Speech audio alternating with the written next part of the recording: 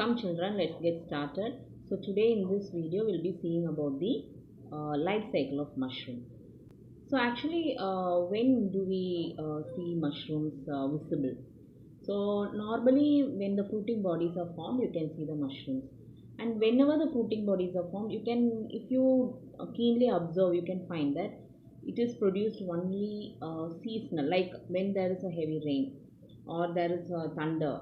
During that time, you can see the mushroom fruiting body sprouting outside.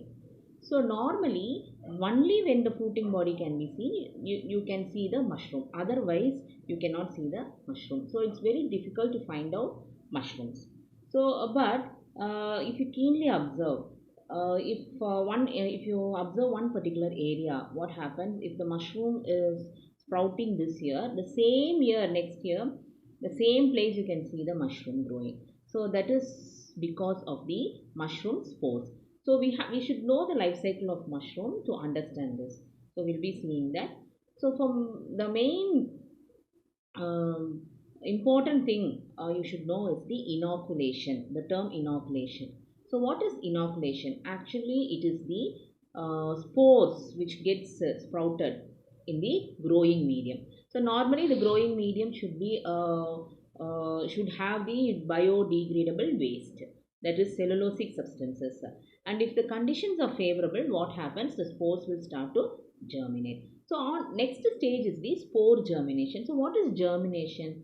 Normally when we put any seed in the soil, what happens? It imbibes water and slowly germination starts place.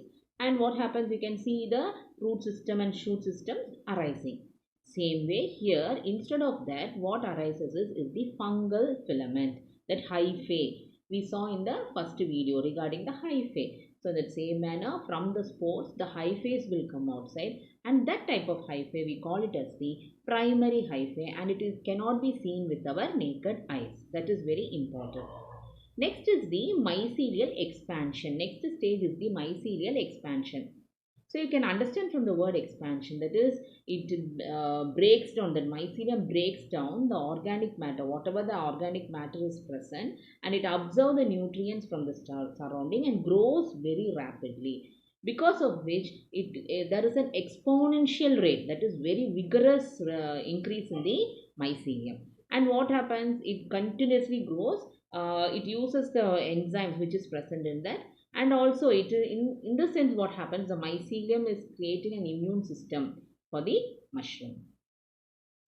Next is the hyphalial knot. You knot, and here you should note that the mycelium condenses into hyphal knots, which then develop into a primordia or baby mushroom. So hyphal knot means getting together, the knots all hyphae getting together, and what happens from that, a primordia or an initial starts, and it's otherwise called as the baby mushrooms.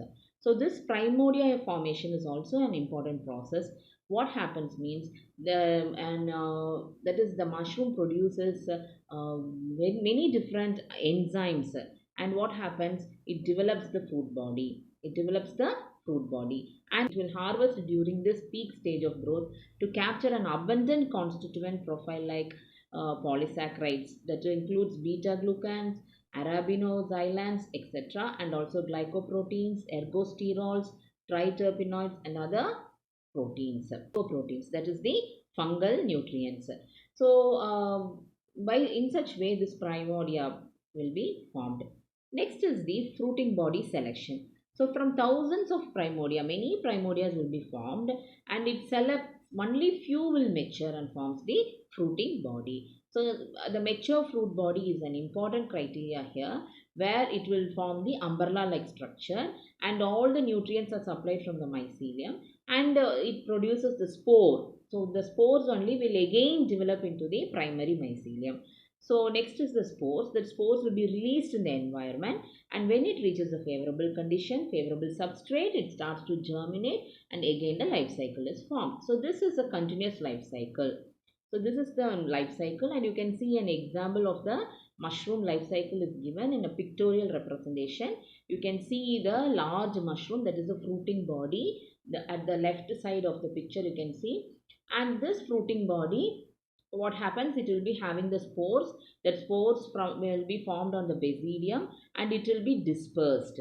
And on dispersion, what happens, you can see it falls on the ground, and a primary mycelium is formed. That mycelium again it develops and forms the primordia, that again forms the button stage, and next again the mushroom will grow. So in such manner, this is a continuous life cycle. In the next picture, this is a simple pictorial representation, and you have to study this.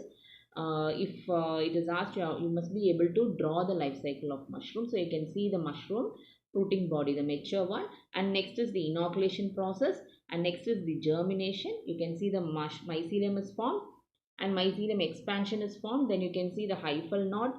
Next, in the hyphal knot, you can see it forms the primordia formation. That primordia formation, many primordia will be formed, but from that some will be forming the fruiting body. That is why it is given as fruit body selection. Later on, it forms the mature fruit body. So this is a general life cycle of a mushroom. So you should know this, children.